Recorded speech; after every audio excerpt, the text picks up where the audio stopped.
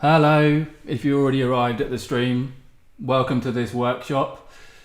If you're already here, could you just write in the comments and let us know that you can hear us well, and also just tell us if you're a parent and you're here for your teenager, or if you're a support worker and you're here to help a teenager.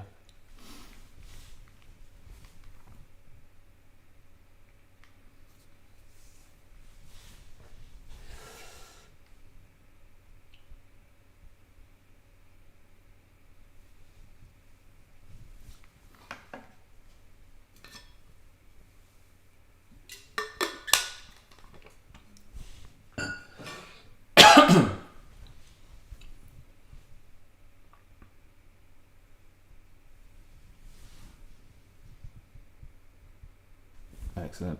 Thank you very much. Amanveer Bath, great to have you here. So we're gonna wait for everybody to come in because we've been actually quite overwhelmed. There's been lots and lots of interest with this particular workshop, which is wonderful. And we'll wait and kick off at 11 o'clock. And I'll repeat myself a little bit in the next 5 or 10 minutes for just as new people come in.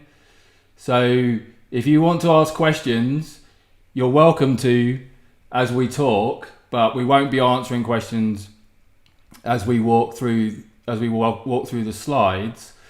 But we will have a question and answer session at the end in which we'll take up your questions. So if you can hold back and wait to the end, that's great. But if you want to ask as we go, we'll try and scroll back and answer your questions and keep a note of you. Thank you, Lily B. Parent of adopted teenage children who is experiencing difficulties at the moment. Okay, well, hopefully we can help you with some of our strategies. Thank you for your comment. Given that we've got 10 minutes as well, if you haven't already got one and you want to nip off and get a cup of tea and a biscuit, then do feel free to. We'll start in about 9 or 10 minutes. Thank you, Penny Huckle, foster carer with teenagers with you at the moment. Thank you. Good to have you here.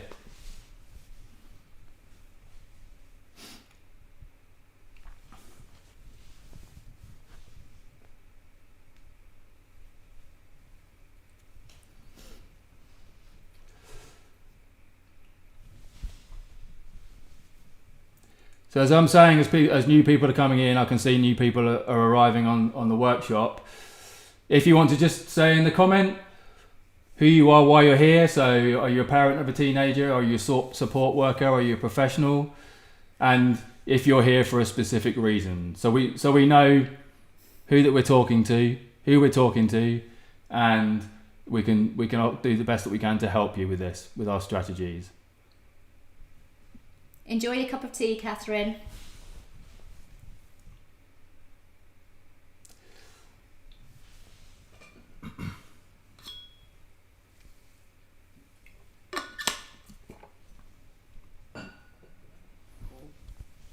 I hear you, Carol Langley. We have one about the same age, and they certainly feel more like teenagers at that age. So yeah, completely hear you, Carol Langley. Thanks for your comment.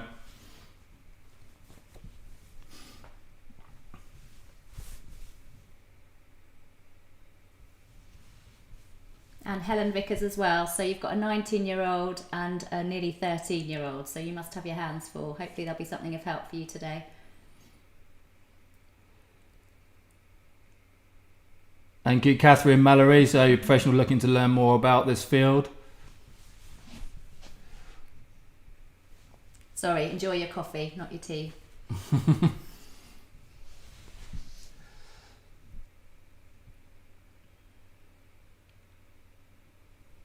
Morning, Madgi. Nice. Thanks for your comment.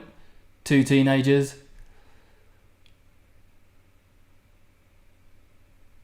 Catherine Mallory, three kids, 2 grown up and a 15-year-old. Oh, wow, hands full as well there. And Rosie, we've got you as a social worker with 2 teenagers, working with teenagers and with 2 of your own teenagers. So again, hopefully there'll be some things that are helpful, not just for parents, but for professionals supporting families with teenagers as well. So as people arrive, and I can see more and more of you are arriving on are arriving on the workshop. If you want to say in the comments why you're here, if you're a parent or you're a professional or you're a support worker of teenagers, and how we can help you. And I've also been saying that what we'll do is we're going to run through our slides with you and kick off in 5 or 6 minutes, and we'll be taking questions in a question and answer session at the end. So if you can hold back with your questions, then we'll answer those questions, and we won't be answering questions as we give our slides. So morning, Amanvir Bath. A child with research diabetes, everything with back. I have a 15-year-old and a 13-year-old. Thank you. So Karen Barker, 2 teenagers, also work at college. Additional support with teenagers as a study coach. Thank you, Karen. Morning, Rebecca O'Connell. Becky. Here is an adoption social worker and mum of 2 twin girls. Thank you. Glad to have you all here. It's been amazing how many people have been interested in this workshop. We've got a nice range as well. Parents, professionals, different ages of kids. So hopefully there'll be something for everyone today.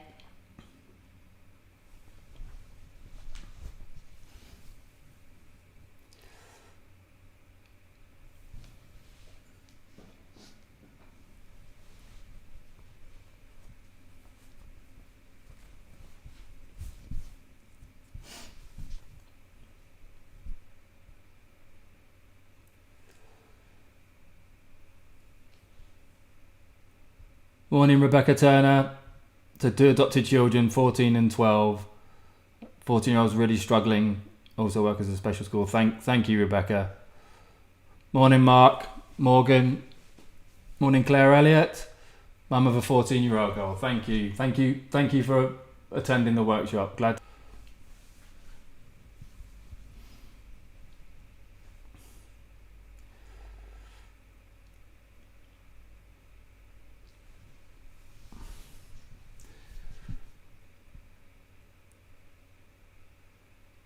Thank you, Carolyn Benjamin. So a 19-year-old and a 14-year-old who's struggling with anxiety.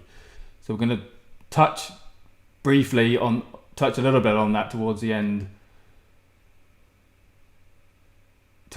of the workshop.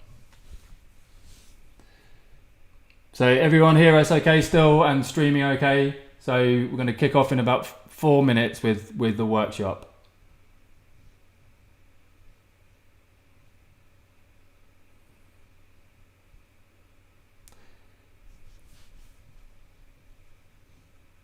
Morning, Georgina Blackburn. So mum of 14-year-old, also a career, an 11-year-old boy, also a careers advisor and a coach to teens and schools as well. Great, fantastic job. Lots of you parenting and working with teenagers at the same time, so lots to think about. Good morning, David Newman. 4 foster lads here, 8, 12, 14 and 16. Wow. You have your hands full there. Power to you, David Newman, absolutely. Well done.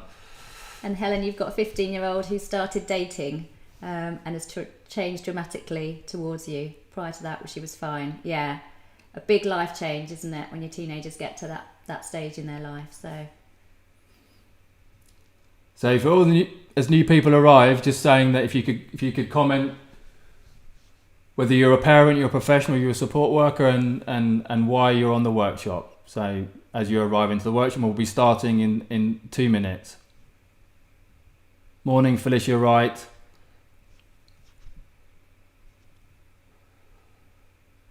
Morning, Sarah Taylor, foster carer. Thank you for attending.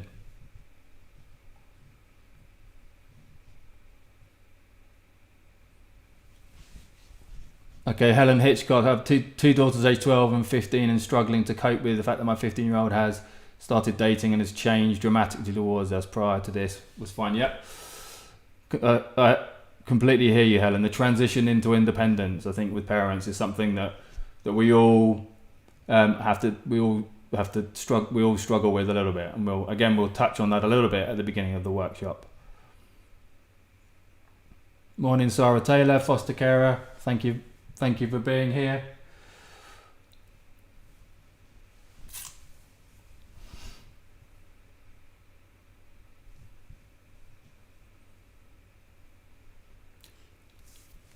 So Daniela Martin working at a special school, a parent and working at a special school. Thank you for your comment. And Lynette Bryan, foster carer with a 17-year-old foster son in placement at the moment. Thank you. So we're getting huge numbers of you arriving now. So thank you so much. It's been great to know that so many people are interested in helping their teenagers with their parenting, and that's what we're here to do today. Morning, Gary Hodgson. Morning, Rachel Jones.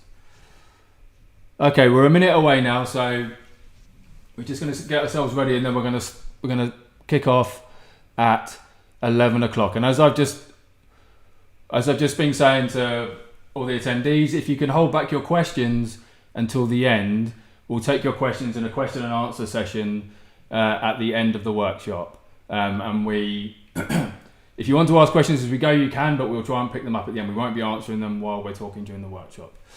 Okay, so 11 o'clock here. Morning to all of you, and thank you so much for attending this workshop. It's great to have you here. So we're going to get started now. So how to parent a teenage brain. So this is a free parenting workshop.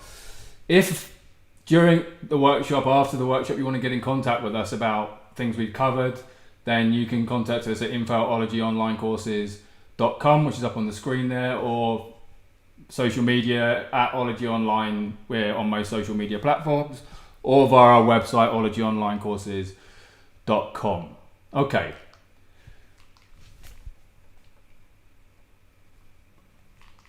So, who is this for, this workshop? So, primarily it's for parents and carers of teenage children, but it's also for support workers of parents and carers of teenage children, so mental health and allied health practitioners, social workers, educators, teachers, and trainers. And in the next 45 minutes, you're going to learn the 4 essential strategies for parenting a teenage brain. Why deciphering the teenage brain is actually the best way to try and understand teenage behaviour, and how to use what we call brain-based parenting principles to address common teenage problems. How you can use the parent relationship to influence challenging teenage behaviours, and how to support and promote healthy and positive emotional well-being in teenagers. And as I've said, we're going to have a question and answer session at the end of the workshop where we'll do our best to answer your parenting questions. Okay. So just before we get started on the workshop, there's just some important reminders to share with you.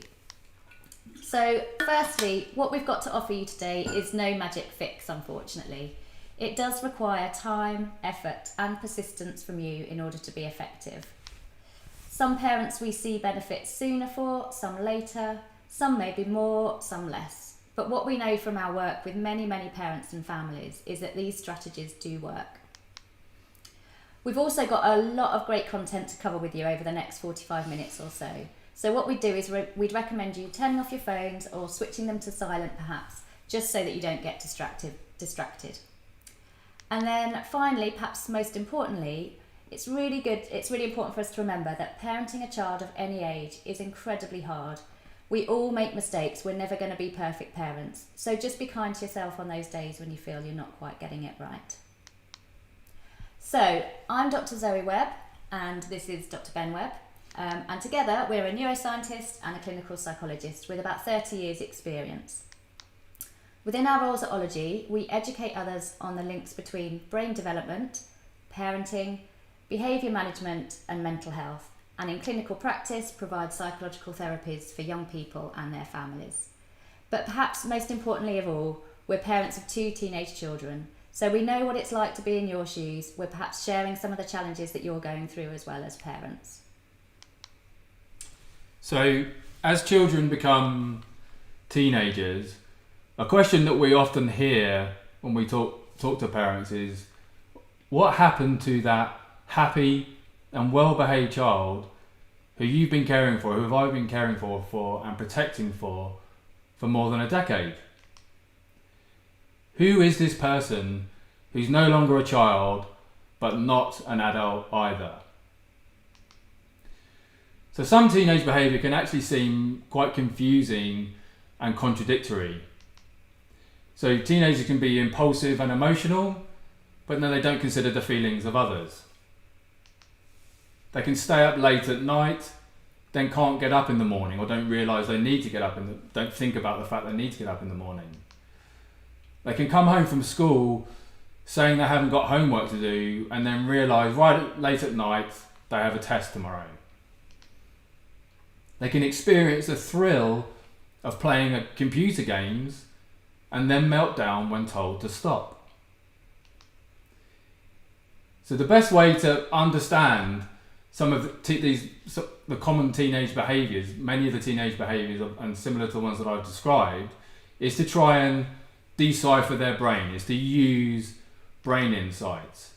So if we take those typical teenage behaviours that I've just shown you, which I'm sure many of you are familiar with, so the emotional outbursts and the mood swings, the need for more sleep and a shift to late sleeping patterns, poor planning skills, what you might think of as a kind of behavioural addiction to technology, to gaming and social media.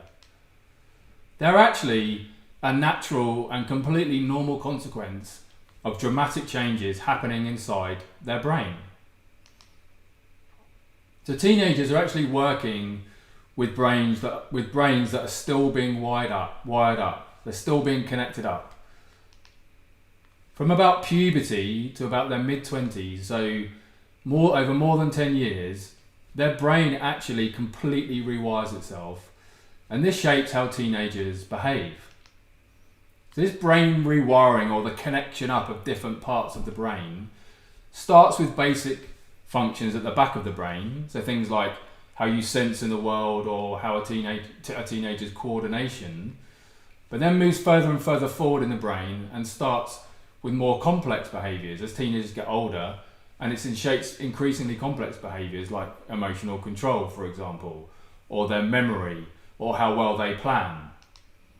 And the last place to be wired up in the brain, in the teenage brain, is right at the front of the brain in a place called the frontal lobe, which controls the teenager's thinking, their ability to plan forward, their ability to make decisions, to have rational thought. And you can think of this part of the brain as sort of the boss, if you like, or the chief executive of the rest of the brain, because it controls and regulates every other part of the brain. This is the last place to be wired up in a teenager. So all component parts of a teenage brain are essentially in place, but they're not actually yet working together in unison, and they don't have a boss to regulate their behaviour. So if we go back to these typical teenage behaviours that are highlighted at the beginning, this brain rewiring actually gives us a lot of insight about these and many other teenage behaviours. So teenagers are governed by their emotions, making them impulsive and moody, because the emotional part of their brain is not actually yet connected to the rational frontal lobe, which later in life makes us much less reactive to things. Teenagers need more sleep because the rewiring of their brain, the connecting up of their brain, happens while they sleep. And this takes up huge amounts of their energy, which is why they need so much sleep. And teenagers stay up late, wake up late in the morning or sometimes after lunchtime, because the teenage biological clock, what we call the circadian rhythm, is actually shifted forward in time, much further forward in time than their parents or their younger siblings.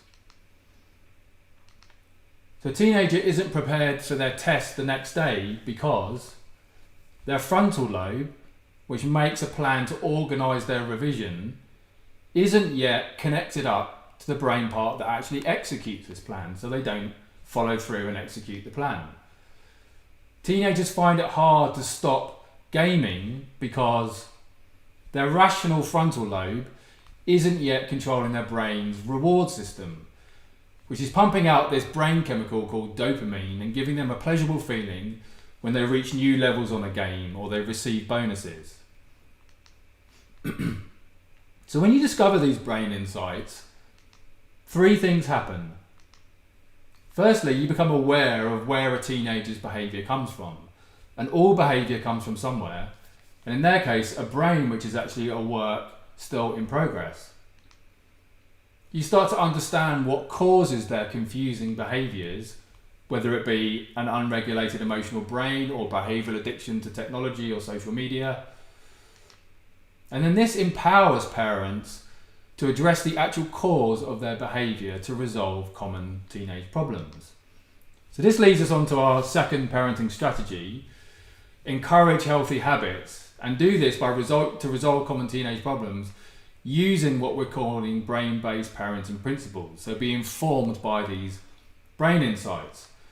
And I want to take 2 of the most common teenage problems that we certainly hear about when we talk to parents and teenagers in our practice and in our work, and I'm sure that many of you have experienced, and that's excessive screen time and sleep problems. What I want to do is walk you through some real case studies. So these are real parents and real teenagers that have come to us with these particular issues, and then show how we can have helped them to illustrate how you can help and parent teenagers using these strategies with these particular behavioural issues, but they're applicable to many others. So we've obviously changed the names of the teenagers to hide their identity. So this is the parent talking. So I wish Dylan would get off his phone, but I don't know how to stop his obsession with screens and devices. I'm worried that he's always on a device. He gets moody and angry when I ask him to stop playing a game or get off his phone. So what's going on inside Dylan's brain? Well, gaming and social media have flooded his brain's reward system with this brain chemical called dopamine, and this gives him a pleasurable feeling. But long periods that Dylan has spent in front of a screen have repeatedly activated his brain's reward system to release more and more dopamine. So gaming and social media activities that Dylan previously found pleasurable and rewarding no longer give him as much pleasure. So Dylan now needs much more screen time to feel the same dopamine rush and the same pleasurable feelings. And Dylan is actually also displaying what we can really think of as withdrawal symptoms, very much like addiction, which is why he's moody when asked to stop gaming or get off social media. So what sort of strategies can we use to help Dylan and limit his screen time using these brain insights? So now we have these brain-based parenting strategies, we can address the cause of his excessive screen time, which we can think of as a behavioural addiction. So we can make screen time a privilege for Dylan that needs to be earned. So we could ask Dylan, for example, when he comes home from school, to do his homework, do his chores before turning on a screen. So this delayed gratification will actually help Dylan to better regulate his brain's reward system. So you can, as a parent, you can support this regulation of Dylan's reward system by role modelling healthy tech habits yourself. So you can show Dylan your screen-free and healthy screen habits. He'll learn more from what you do than what you say. So what else can we do? So we can establish clear screen time rules and boundaries for Dylan and limit his screen time and the actual places that he uses the screen. So for example, not in his bedroom and certainly not in the last hour before he goes to bed, because that blue light on the screen wakes him up and will keep him awake at night. And And this is Dylan's reward system needs rules and limits because it's not being regulated by his frontal lobe, and these limits help you to limit his reward system. You could replace his screen time with a healthier habit. Then this is actually a strategy borrowed from people who work with addictions. This could be drug addiction or any form of addiction. It's incredibly effective for replacing addictive habits like screen time. So you could replace his screen time with a healthier habit like running, skateboarding, dancing, singing, something that you know he really enjoys. And this teaches Dylan's reward system to produce the same dopamine rush when he's not on a screen, but now with a healthier habit. Even an addictive healthier habit still works. Okay, so the other major problem that we know that many parents worry about with their teenagers are sleep problems. So again, I want to illustrate this, how we can approach this particular problem with a case study. So this is Ella. She's always up late, and it's hard, sometimes impossible, to get her up in the morning, her mum said. I'm worried she isn't getting enough sleep. When I try to persuade her to go to bed at a decent time, she shouts at me. And when I finally drag her out of bed in the morning, she often won't speak to me and she's really moody. So what's going on inside Ella's brain? Well, while she sleeps, her brain is literally cutting out its unused wiring, the unused brain connections, the connections it no longer needs because they're not being used, and it's securing this wiring. It's insulating this wiring. It's keeping it in place to make it more efficient. And she does this. And this is the wiring that she uses a lot to store her learning and memories. This happens every single night in Ella's brain. This is why she needs at least 8 to 9 hours sleep per night for her brain to rewire itself and store the memories from the previous day, and why she might seem like she's tired a lot of the time. So her internal biological clock, what we call her circadian rhythm, now actually instructs her and her brain to go to sleep later and wake up later much later than adults or her younger siblings. So asking Ella to go to bed at about 10 o'clock in the evening is the circadian equivalent of telling an adult to go to bed at about 7 o'clock in the evening. Or waking at 7 a.m. is the circadian equivalent for Ella of asking an adult to do the same at about 4 o'clock in the morning. Just to give you an idea of what that feels like for Ella when she's been asked to go to bed early and get up early. So what sort of strategies can we use to manage Ella's sleeping patterns? So again, we can use these brain-based parenting strategies to help her manage the cause of her sleeping problems. And in this case, the cause is her circadian rhythm being shifted way forward in time. So we can, and the most effective strategy for retuning and readjusting your circadian rhythm is to go to bed and wake up at the same time. So a regular sleep pattern is the most effective way to retune a circadian rhythm. So we could get Ella to do this every day, go to bed at the same time, wake up at the same time, regardless if it's the weekends and regardless if it's the holidays. And keeping this regular sleep schedule will really help to gradually adjust her circadian rhythm to a new sleep-wake cycle. Another effective strategy is to keep the temperature in the house cool. It shouldn't really be more than about 65 degrees Fahrenheit because body temperature needs to drop by 2 to 3 degrees Fahrenheit for the circadian rhythm to instruct the brain to initiate sleep. The other thing we can do is encourage Ella to get outside into natural daylight. Expose Ella to natural daylight at regular points in her daylight cycle. Even artificial bright light therapy can achieve the same purpose. So regular exposure to natural light at the right time in the midpoint of her daylight cycle can actually reorient her circadian rhythm to a new cycle. The other strategy we can use is encourage Ella to exercise, but we want to do that earlier in the day. So exercise actually has a symbiotic relationship with sleep in that it helps will improve the quality of Ella's sleep and the duration of Ella's sleep. But it's also really stimulating for the brain, so you don't want to encourage Ella to do that too close to bedtime, as that can interfere with her sleep. And then, so we probably would want to encourage Ella to exercise, but at least 3 hours before bedtime. Okay, so you may have been listening to Ben's strategies so far thinking, yep, that's great, it's really helpful, it makes sense, I understand that, but how on earth am I going to get my teenager to do that? That brings us on to parenting strategy number 3, which is this idea of connect before correcting. This is about how we as parents can use our relationship with our teenagers to influence some of those challenging behaviours. Okay, so we all know how hard it can be to get a teenager to do anything, and that is particularly true when it is us as their parents doing the asking. And that's true whether we're talking about encouraging them to engage in healthier habits or discouraging the unhealthy ones.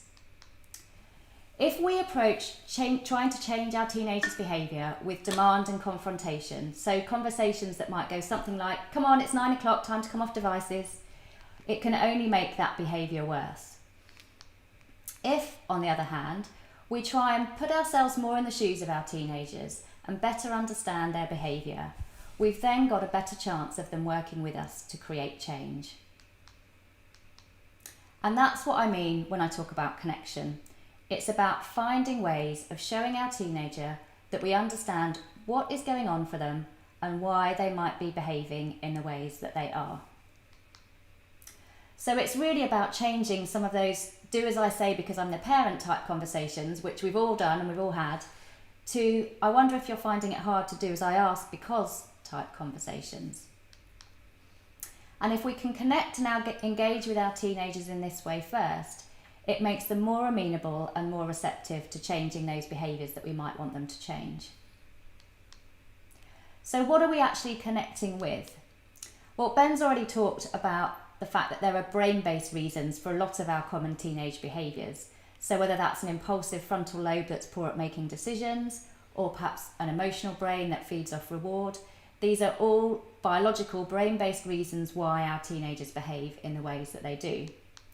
But we also know that all of our behaviour is driven by our thoughts, our feelings, and our perceptions of situations.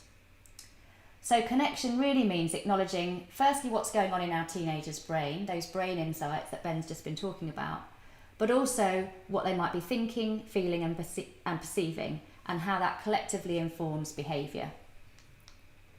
So your teenager might be thinking, these rules are really unfair. They might feel they're missing out on finding out about the party at the weekend because they've been told to come off social media. Or they might be feeling rejected because they've just been dumped by a boyfriend or girlfriend. Importantly, what we have to think about is these thoughts, feelings and perceptions of what's going on in their world at the time are very likely actually to be different to the things that we might think or feel in those situations. And that's okay.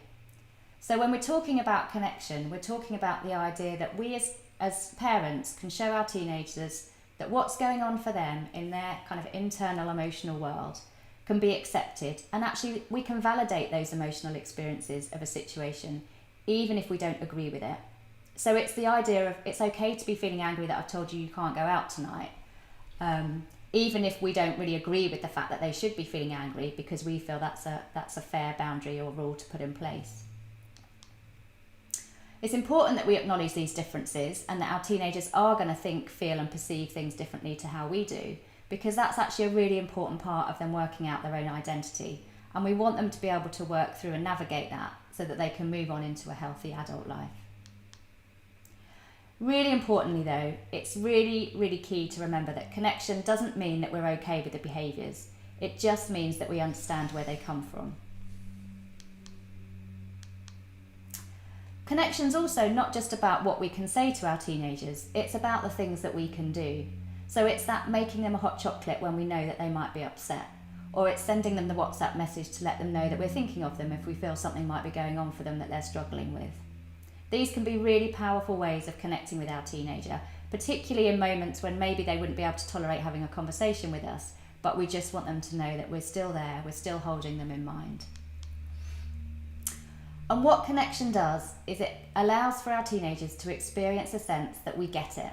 We understand them, we know they're going to be making mistakes, but we still love them. We're not judging them. We're not judging the emotional experiences they're having.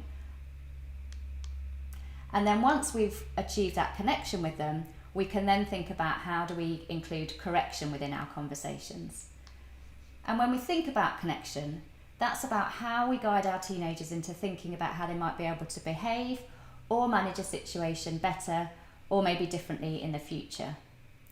It might be that our conversations with them are about working out solutions together, maybe negotiating rules or boundaries or routines, maybe talking through possible plans for how things will change, setting new limits, etc. And teenagers are going to be more open to this because what you've given them first is an experience of your understanding of their inner world. And this brings us on to parenting strategy number 4, which is about fulfilling the emotional needs of our teenagers. This again is about how we use our relationship with them to promote healthy and positive emotional well-being. So we might all perhaps remember our own teenage years, or maybe just reflecting on the teenagers that we're parenting now. But probably our common experience across that is recognition that the teenage years are characterised by the experience of pretty volatile emotions. So one minute you may have a happy-go-lucky teenager in your home, the next maybe a teenager who feels that their world has fallen apart. Ben's already talked a little bit about this. That's because the emotional part of the brain dominates their behaviour when they're teenagers. It's not yet connected up with that mature frontal lobe, the thinking part of their brain, in order to control their feelings and make them better regulated. But how can we tell the difference between those feelings and behaviours that are pretty typical of and part of that roller coaster of being a teenager and perhaps something more serious? If we can learn how to distinguish this and how then to support them, we're going to give them the best chance of positive and healthy emotional well-being into their adult lives. This really starts with the relationship that you already have with your teenager. You know them better than anybody else, and so you'll already have a sense of what is typical of their character, and therefore maybe what is slightly different from their character, perhaps if they're being affected by things to do with their emotional well-being. We also know that adolescence brings with it lots of turmoil for most teenagers, so periods of anxiety or low mood can be pretty common. And it might be that that's fleeting, or it might be that it's a reaction to perhaps a specific situation, and you may notice that the symptoms pass without any additional support really being necessary. However, you may also notice that symptoms are persisting, and actually that their mood is having a greater impact on perhaps areas of their lives. And that might include, although this isn't a complete list, distinct changes in them such as maybe poorer performance at school, or maybe withdrawing from friends or family. Perhaps they had activities, hobbies that they previously really enjoyed and they seem to have lost interest in those. They might be overtly expressing feelings of worthlessness or hopelessness about the future. Or you may see changes in their appetite or disrupted sleep patterns. And as I mentioned, these are amongst other things, but it gives you a sense of the kinds of things to look out for. So what support can you offer if you feel that maybe some difficulties are persisting? If you're worried about your teenager's mental health, it's always advisable to seek further professional support. But there are things that you can do in the meantime that can support your teenager with their emotional well-being. And first and foremost, that's really about making it feel safe and acceptable to talk about their feelings. So if we go back to some of those principles of connection that we talked about before, helping our teenagers to know that whatever's going on for them emotionally is not just accepted, but we can validate it, we're not judging it. That's going to make them feel safer to share more of their emotional world with us as their parents. We can also make this feel a more safe thing for our teenagers if we feel comfortable to do so by sharing our own emotional experiences with them, because what that can do is it can really normalise some of the emotional experiences that they're going through. And within that, we can also model to them how we manage when our emotions can get overwhelming. So if we show our teenagers things like we talk to other people, we engage in exercise, perhaps we have time out to relax or engage in self-care, these are all very safe, healthy, appropriate ways of showing our teenagers how to deal with emotions, perhaps when they find them overwhelming. It's really important to remember, however, not to push it with our teenagers.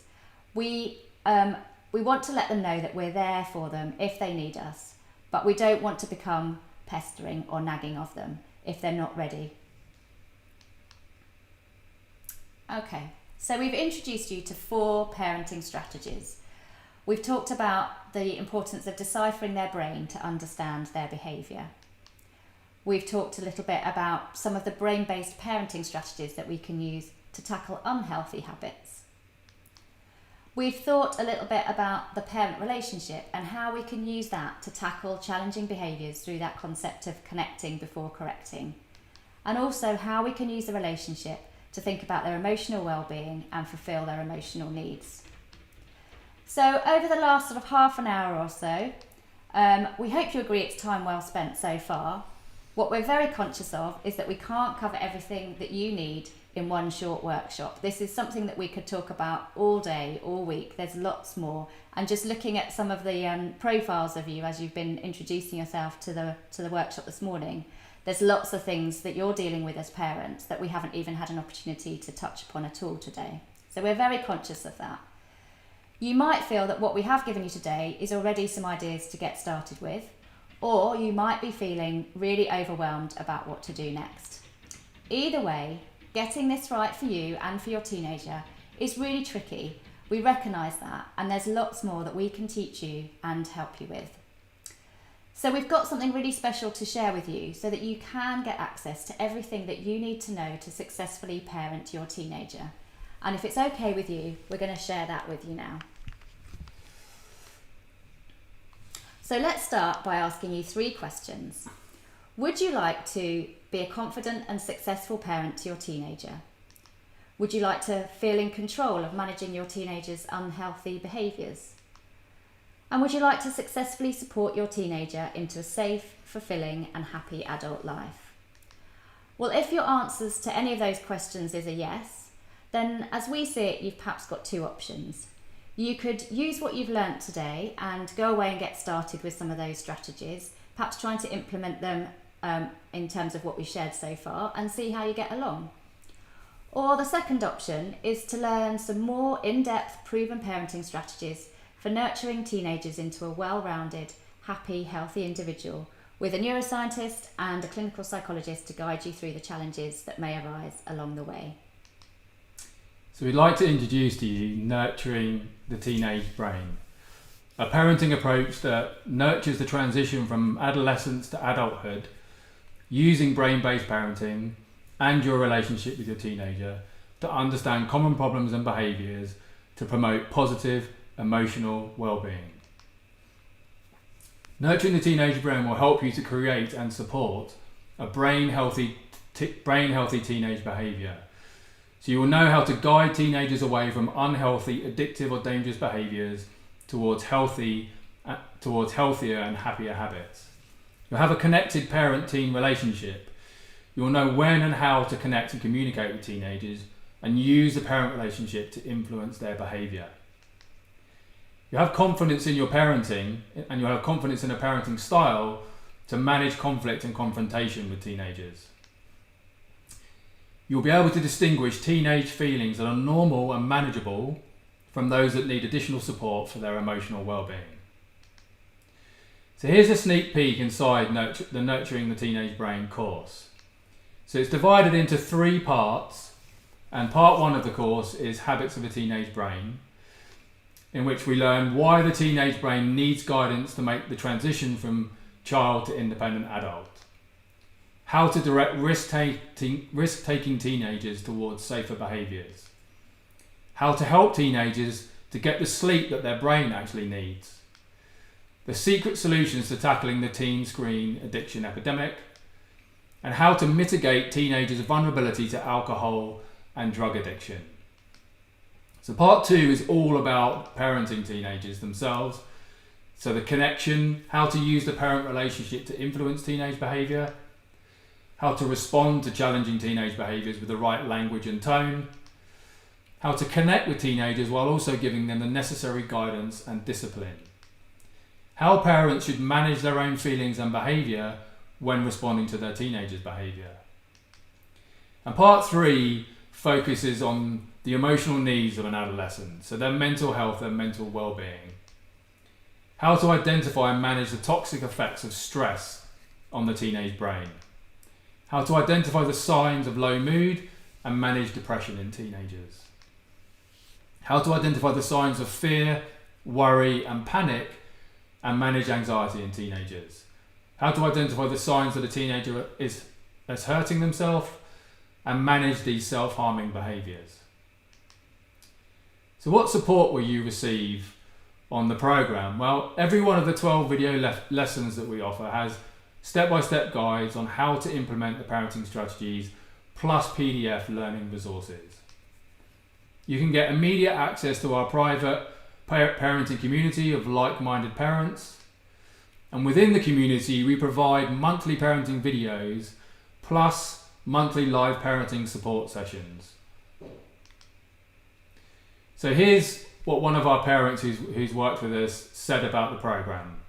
So this is Sarah B, and she says, "Thank you Ben and Zoe, learning and enjoying nurturing the teenage brain, interesting and educational to a struggling parent. With 4 teenage girls, it's been a real challenge to try and guide them on the right path. They all have their own issues and worries, but your advice in the course and in the community has been invaluable." So Nurturing the Teenage Brain is available in both video and audio format, so it can be podcastable as well, and PDF notes are included, and there's detailed action steps for each module to give you practical strategies to implement. So this Nurturing the Teenage Brain isn't built on parenting fads. It's built on scientific knowledge of the teenage brain and teenage behaviour. So what you're getting is 12 core videos with 4 hours of in-depth step-by-step teaching with a qualified neuroscientist and clinical psychologist by your side, detailed practical parenting guides, podcastable audio lessons and printable notes and learning resources, and immediate access to our private parenting teenagers community with additional parenting videos and live monthly support. So this information is so powerful, we're actually able to charge £4,500 to teach it one-to-one to our clients, or in group training sessions we charge £2,400. Why? Because our clients and group trainees can use this self-awareness, this brain insight, and the parenting strategies that we work with them on to transform family life. But since you took the time to watch this entire workshop, we want to make this course, this program, as accessible as possible. So you can get started now, immediately, for just one payment of £247. But if for some reason you don't want access to the private parenting community, you can get started now for one payment of £147. So that's the choice. The basic version of the program, £147 for everything you can see on the left there, and what we're calling the platinum version of the program, in which you get access to the entire program, including the community. So if this sounds like something you'd like to take up, what you need to do next is click the link that's pinned at the top of the chat to learn more about the course, the program, and complete the checkup process. And after that, you'll be taken directly to the course so you can start your journey immediately. And this is what it looks like on the inside. The course is, you can take the course on a computer, on a phone, on a tablet. It scales to all devices. And this is where we welcome you, and you can see you can get immediate access to the private members, to the private community within the program. And you can take up this course with absolutely no risk, because we're offering 100% 30-day money-back guarantee. So that's right, go through the course, follow the strategies, put in the work with your teenager, and if you're not happy with the content of the course, in the first 30 days of your purchase, send us an email and we'll refund you immediately. No questions asked, no hard feelings. Okay, so that's what we have to share with you today, and we're very happy now for the next 15-20 minutes or so to answer your questions in the question and answer session. They may be specific questions that you've got about your teenager. They may be questions that you've got about the course and the things that Ben's just covered. So go ahead and put anything in the live chat, and we'll see what we can do and provide you with some answers.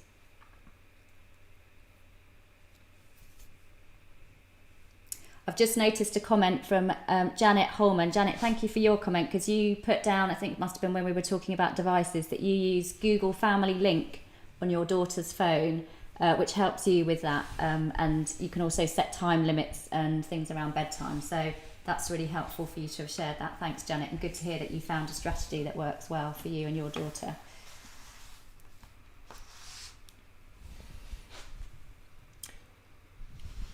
So we'll just have a look and see if anyone's asked questions as we've gone.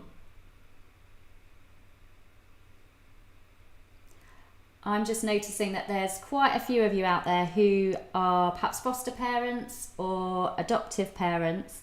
And I guess just thinking a little bit about perhaps some of the therapeutic parenting strategies that you might already know about, or that we can teach through Ology. Some of the principles you might have recognised today, but these are relevant for all teenagers. So it's not something that's specific to your birth children as teenagers, but something you can apply to all teenagers.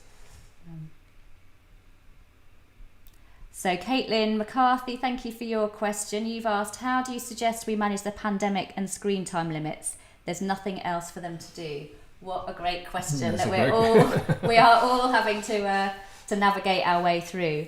I think my advice would probably be that now is not a time to stick to very strict time limits on devices. I think we have to sometimes battle that a little bit as parents when we've worked so hard to put these rules and boundaries in place. And it may feel slightly contradictory to some of the things we've talked about today. But actually, we've got to think about the emotional well-being of our children. And I guess within that, that is about staying connected with their peers. And obviously, for a lot of our teenagers, staying in touch with their peers is really done through gaming and through social media. So I think find what works for you as a family, what works for you as parents still, but perhaps feel okay at relaxing those rules and boundaries for a little bit.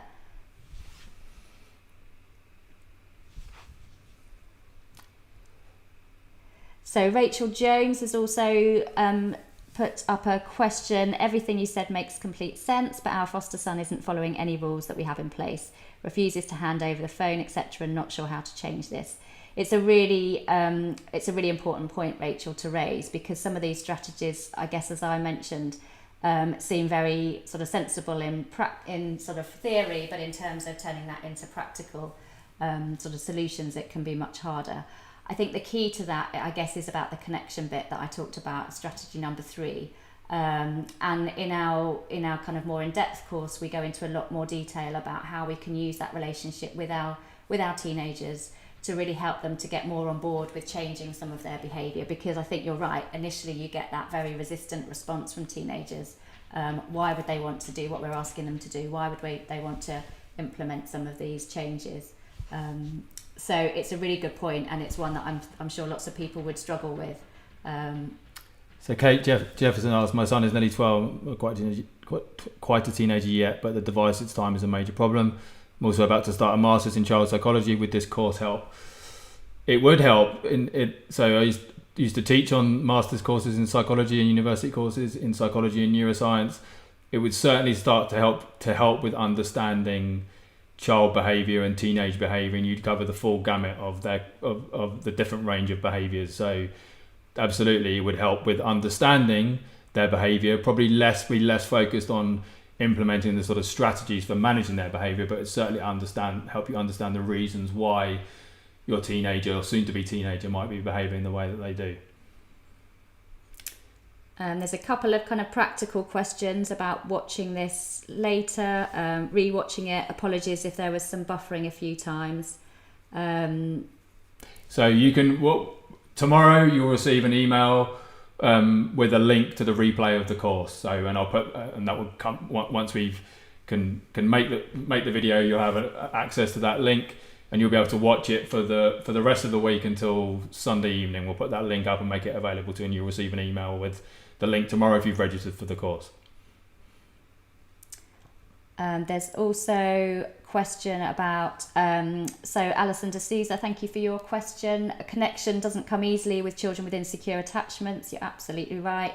What can I suggest? Well, I think really it goes back to the connection bit before correction. And that's, again, it's not an easy thing to do with any teenager, let alone those with insecure attachments. As I mentioned in the more in-depth course, we go into a lot more detail about actually how do we form connections with our teenagers because that's really the critical bit. Otherwise, we're just doing the correction bit, and that is going to be less effective. So yeah, a really good point to have raised there. Couple of other questions about what the course will cover. Georgina Blackburn, yes, we do cover self-harm within the course in terms of strategies to understand why young people engage in self-harm, what the function of that behaviour is, and also some strategies to help them with that. And also I think there was something about anxiety as well. And we do, yes, so in terms of either of the packages that you can access, we look at the emotional well-being of teenagers, which includes thinking about anxiety, as well as you refer to them, the traditional teen issues.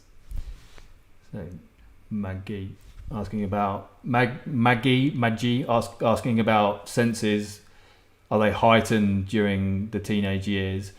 So not necessarily. It's just that part of the brain is the part of the brain that controls their senses is the first part to be rewired up. So they become, I suppose, more sensitive, if you like, as they transition from before puberty into the early teenage years. But they're not necessarily more heightened than an adult's. But it's a good question.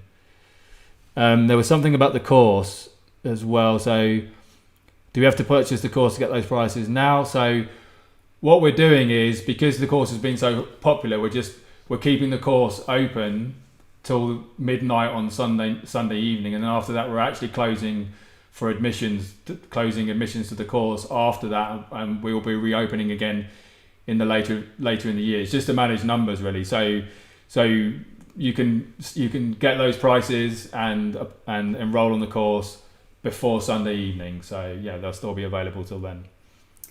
And there's a couple of questions that have come in about how do we engage and connect with our teenagers when they spend so much time in their room. So Abby Bickford, thank you for your question. And Sue Lyons, again, connection's so difficult when our son just doesn't want to spend any time with us. It is a really difficult challenge, and I think it's about how we can find perhaps other ways of connecting with them if they are wanting to spend time on their own. That's actually developmentally a very appropriate and normal thing for them. It's about learning how to separate their attachments from us under normal circumstances, obviously, onto their attachments with their peer group, and beyond that into romantic relationships, etc. So it's not a problem that they want to spend so much time in their bedrooms on their own. But of course, what we want them to try and feel as well is that they can still be connected to us. So sometimes it's just the little things that we can do. Someone's mentioned having game nights. That's a really good way of trying to kind of pull our teenagers back into having time with us. Remember, they're kind of wanting to be adults. They feel like they're adults, but actually they're still kids as well. So sometimes we can still tap into that little child part of our teenager that wants to come and have fun playing Trivial Pursuit or Monopoly or whatever.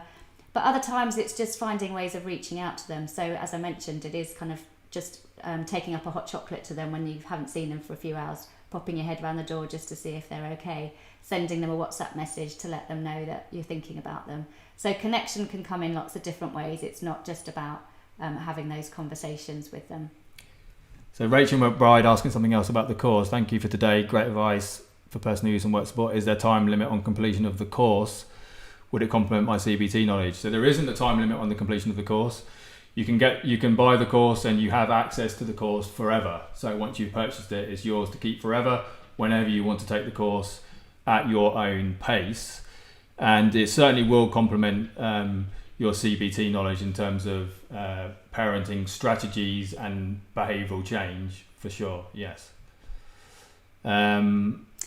Janet Holman, you've talked about games night being a lovely idea, and trying to eat together each night, which again, when we think about our teenagers, that's perhaps the only time we ever see them, when they come down for a meal.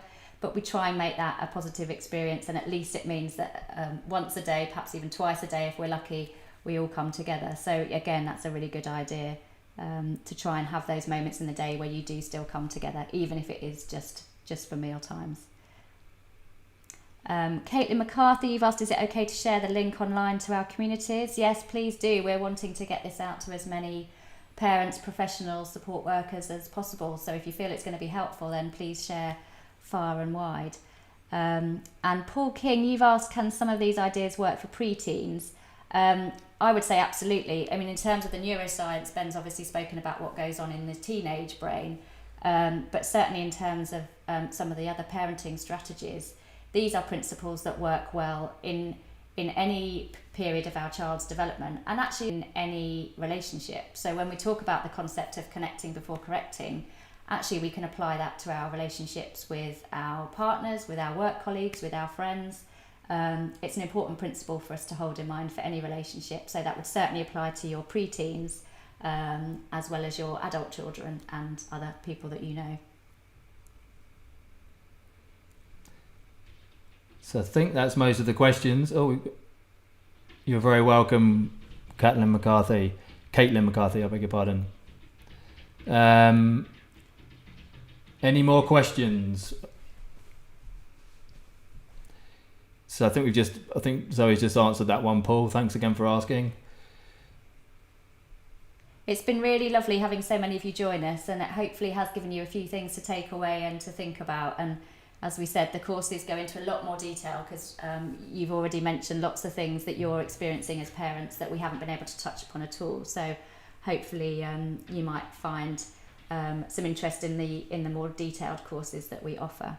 Remember, if you want to reach out to us, you can reach out to us on info@ologyonlinecourses.com. If you want any more clarity or information about the courses themselves, we'd be very happy to talk you through that. So, and you'll receive emails over the coming days about the details of the courses themselves and the deadlines and when we close the doors on the course. Thank you, Maggie. Thank you for your comment.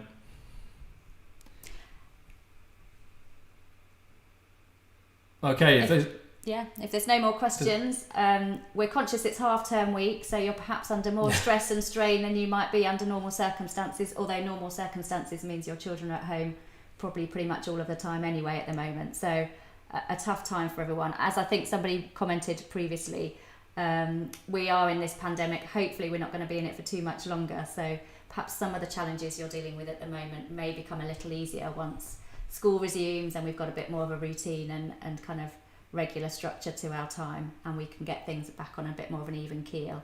But thank you so much for taking the time out of your half-term week, if that is indeed your half-term week, to join us this morning. We really appreciate your time. So thanks so much, and thank you for all your lovely comments as well.